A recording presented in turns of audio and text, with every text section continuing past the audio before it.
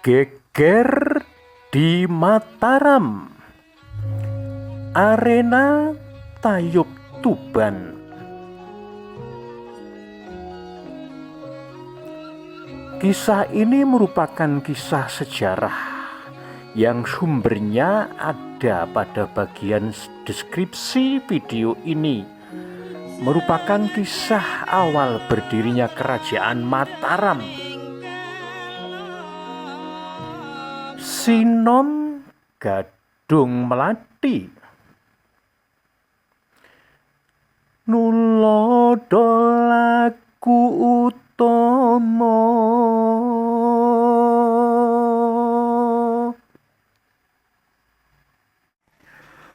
tumrape wong tanah Jawi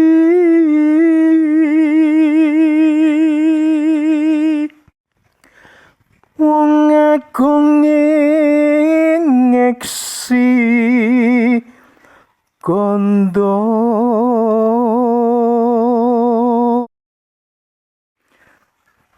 panembahan seno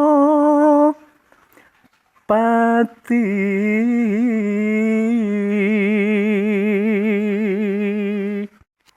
Sinom Gadung Melati meneladani perilaku utama bagi orang tanah Jawa. Orang agung dari Mataram, Panembahan Senopati. Salam bahagia untuk dulur-dulurku semuanya. Kisah ini, dulur-dulur, terjadi pada sekitar tahun 1577 di telatah Mataram. Saat itu Mataram sudah menjadi sebuah kadipaten baru. Namun Mataram telah kehilangan Ki Ageng Pemanahan yang wafat di tahun 1575.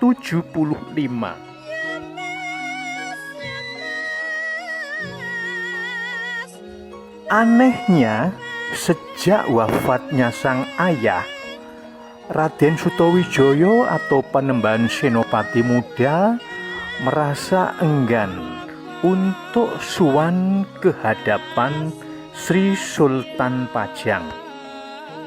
Tentu saja hal itu membuat Sultan Hadiwijaya Djoko Tingkir merasa gusar. Apalagi telah tersiar kabar bahwa putra angkat Sultan itu berniat untuk mbalelo. Hal itu ditandai dengan berdirinya benteng yang tinggi besar mengelilingi kota Mataram.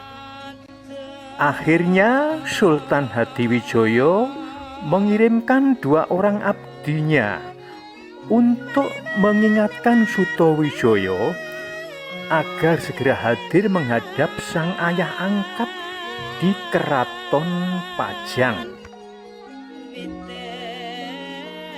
Namun sayang sekali, ajaan dari Sri Sultan itu terkesan tidak mendapat tanggapan yang baik dari Sutawijaya. Bahkan untuk menemui kedua utusan raja itu hanya ditemui di sebuah sendang tempat ia bertapa. Akhirnya duta sang sultan yang bernama Mas Ngabei Wilumarto dan Mas Ngabei Wuragil itu kembali dengan tangan hampa. Hasilnya kurang memuaskan. Demikianlah, setelah ditunggu bertahun-tahun belum juga sowan Ngabiyantoro, dan kabar tentang Mataram akan memberontak itu semakin santer. Maka sang Sultan Pajang akhirnya mengirimkan duta untuk kedua kalinya. Rombongan utusan sultan itu dipimpin oleh 3 orang, ialah Pangeran Benowo yang merupakan putra kandung Sultan, Patih Pramanca, dan Raden Arya Pemalat atau Adipati Tuban. Adipati Tuban yang juga merupakan menantu Sultan Hadiwijoyo. Mengetahui siapa yang akan menjadi tamunya, Sutawijaya berpikir keras. Agaknya kali ini aku harus bersungguh-sungguh, pikirnya. Baginya Pangeran Benowo dan Paman Patih tak perlu dikhawatirkan. Mereka sudah mengenal banyak dengan aku pada saat bersama-sama tinggal di Keraton Pajang.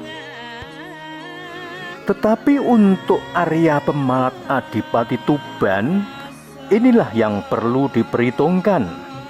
Di samping karena watak sang adipati yang keras sebagai keturunan Ronggolawe, juga karena sosok Sunan Kalijogo yang merupakan putra Tuban juga. Hal ini karena jasa sang Sunan yang begitu besar untuk memulai babat Alas Mentawok yang menjadi cikal bakal dari Kadipaten Mataram ini. Konon sang Sunan juga telah menanam pohon beringin yang menjadi pertanda awal di mana Ramanda Pemanahan harus memulai membabat Alas Mentawok ini. Karena pertimbangan-pertimbangan itulah Sutawijaya memerintahkan kepada semua pembesar Mataram untuk menyiapkan sambutan yang sebaik-baiknya. Disiapkan sebuah hiburan yang sangat disukai oleh orang Tuban. Di antaranya adalah sebuah tayub beserta semua hidangan yang menjadi ciri khas dari tayub Tuban. Hal ini dimaksudkan di samping untuk menyenangkan para tamu, warga masyarakat yang ada di Mataram, juga untuk mengalihkan perhatian sang adipati agar tidak terlalu memperhatikan benteng yang tinggi besar yang telah dibangun mengelilingi kota Mataram. Demikianlah ketika tamu dari Pajang itu sudah hadir, maka segera diadakan penyambutan yang cukup meriah. Hiburan pun segera dimulai. Nampak pada deretan kursi utama, di antaranya ada sesepuh Mataram yaitu Ki Juru Mertani, Raden Sutawijaya sendiri, ada Pangeran Benowo, ada Patih Pramanca, dan Arya Pemalat Adipati Tuban. Betapa senangnya orang-orang Tuban menyaksikan penyambutan yang meriah itu, apalagi dengan adanya tayub Tuban. Namun Adipati Tuban Arya Pemalat yang lantip ing panggraita segera mencurigai adanya penyambutan yang meriah ini. Diam-diam ia memerintahkan kedua abdinya yang bernama Sukmojati dan Rogojati untuk menyusuri benteng yang tinggi besar yang mengelilingi kota Mataram itu. Namun tentu saja Raden Sutawijaya yang waskita ing paningal segera mengutus diam-diam seorang abdinya untuk mengikuti Sukmojati dan Rogojati dari kejauhan. Kocapo, putra Raden Sutowijoyo yang bernama Raden Ronggo tidak mau ketinggalan.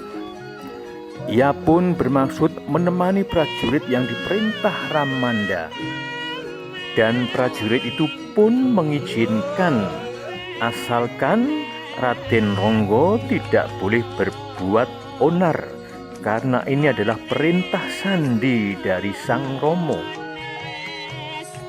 Sementara itu di arena Beksantayub, para pembesar secara bergiliran telah menyumbangkan kemampuan ngibingnya, kecuali Ki Juru Mertani yang tidak berkenan ikut joget, namun mewakilkan kepada sang keponakan, yaitu Raden Sutowijoyo. Tentu saja semua ini merupakan hiburan yang sangat menarik bagi para penduduk Mataram. Tepuk tangan para penonton yang bercampur dengan suara gamelan menambah semakin meriahnya suasana.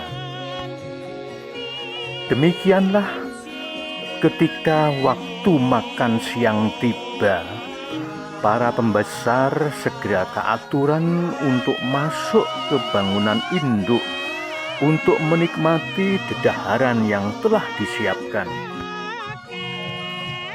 Arena Beksantayub segera digantikan oleh para penderek yang terdiri dari para prajurit Majang, prajurit Tuban maupun orang-orang Mataram sendiri.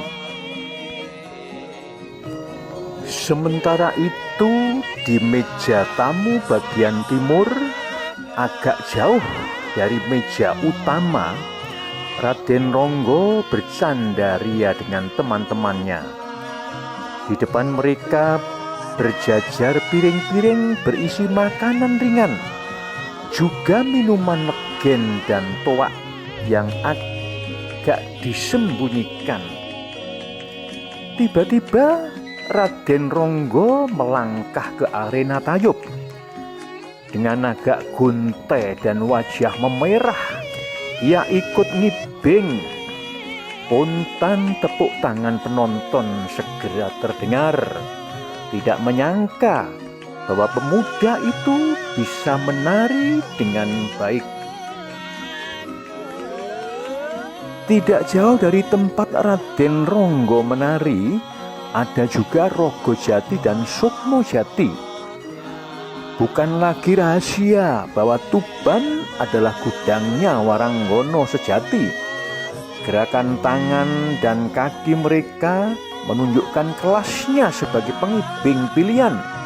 Tentu saja hal itu mengundang decak kagum. Raden Ronggo merasa iri. Ada minuman toak yang merasuki dirinya. 1 sloki Eka Padmasari, 2 sloki Dwi Amartani, 3 sloki Tri Kawulo Busono, 4 sloki Catur Wanoro Rukem. Minum arak 4 sloki membuat orang mirip monyet yang berebut buah rukem. Kini hati Raden Ronggo tak ubahnya seperti logam di atas tungku yang menyala. Gerakan tangan, kaki dan tubuhnya melenggak-lenggok bagaikan lomba-lomba di tengah samudra. Berikutnya nampak seorang pemuda datang kepada Raden Ronggo dan menyodorkan gelas yang berisi minuman. Maka air yang memabukkan itu pun habis tak tersisa. 5 sloki Ponco Suro Panggah, Ponco 5 Suro Berani Panggah Kokoh. Minum arak 5 sloki, orang berperilaku sebagai jagoan. Rasa sungkan, malu, takut menjadi lenyap sama sekali. Yang ada hanya dirinya, tak takut kepada siapapun. Demikianlah ketika tanpa sengaja sebuah tangan menyenggol Raden Ronggo, tak ampun lagi wajah putra Sutawijaya itu menjadi merah padam. Seorang prajurit Pajang terlempar dari palagan Beksan Tayub. Orang itu mengaduh dan jatuh berguling-guling. "Kurang ajar, aku tak salah apa-apa," katanya. Namun bukan Raden Ronggo namanya kalau berhenti sampai di situ. Ia melangkah pelan ke arah orang itu dan tangannya siap melayang. Tetapi sebuah tangan lain telah menghadang.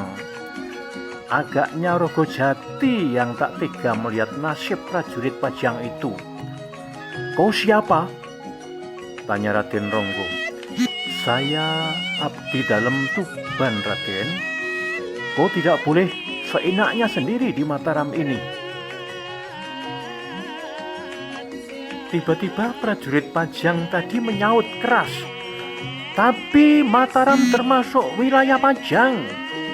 Raden juga tidak boleh seenaknya menghina prajurit kota Raja Pajang." Baru saja prajurit itu berhenti berbicara ketika sebuah tendangan meluncur cepat. Hampir saja kaki Raden Ronggo menghancurkan mulut tentara Pajang itu. Ketika dari samping tiba-tiba muncul tendangan lain yang menghadang. Des! Oh! Raden Ronggo terjengkang dua kaki ke belakang. Kepalanya terasa pusing. Namun Sukmojati yang telah menghadang jatuh berguling-guling. Orang Tuban itu segera duduk bersila. Rogojati membantu dari belakang menempelkan dua telapak tangan di punggung. Sukmojati pun memuntahkan darah kental. Legalah nafasnya. Nasib tragis dialami oleh prajurit Pajang. Meskipun kaki Raden Ronggo belum sempat mengenai mukanya, namun ledakan itu terjadi hanya satu jengkal di depan matanya. Akibatnya orang itu terpental jauh ke belakang dan pingsan. Tak pelak, kejadian itu membuat geger. Semua orang berteriak dan berhamburan. Para pembesar yang ada di dalam rumah juga bergegas keluar. Bukan main marahnya Adipati Tuban mendengar laporan Rogojati. Dengan lantang ia berkata, "Semua tamu seharusnya dihormati. Tapi Mataram agaknya memiliki tradisi sebaliknya, buruk dan tragis. Untuk apa kita berlama-lama di tempat yang mengenaskan ini? Ayo, kita pulang." Tanpa menunggu lama, pemimpin Tuban itu berpamitan kepada kedua kakak iparnya. Mereka berusaha mencegah, namun semua orang tahu bagaimana sifat sang adipati. Kejadian ini tentu membuat malu Raden Sutawijaya. Ia segera memanggil putranya. Sebuah hantaman tepat mendarat di dagu Raden Ronggo. Pangeran Benowo segera melerai. "Anak ini telah berulang kali membuat kesalahan," kata sang ayah. "Dan kali ini agaknya aku akan memberi ampun." Raden Ronggo yang tersungkur segera bangkit. Dengan menangis ia segera mendekap kaki ayahnya. "Ampun Kanjeng Rama, ampunkan salahku." Pangeran Benowo yang melihat kejadian itu berusaha meredam kemarahan kakaknya. "Kau tidak boleh meninggalkan tempat ini sebelum prajurit Pajang itu siuman," bentak Raden Sutawijaya kepada anaknya.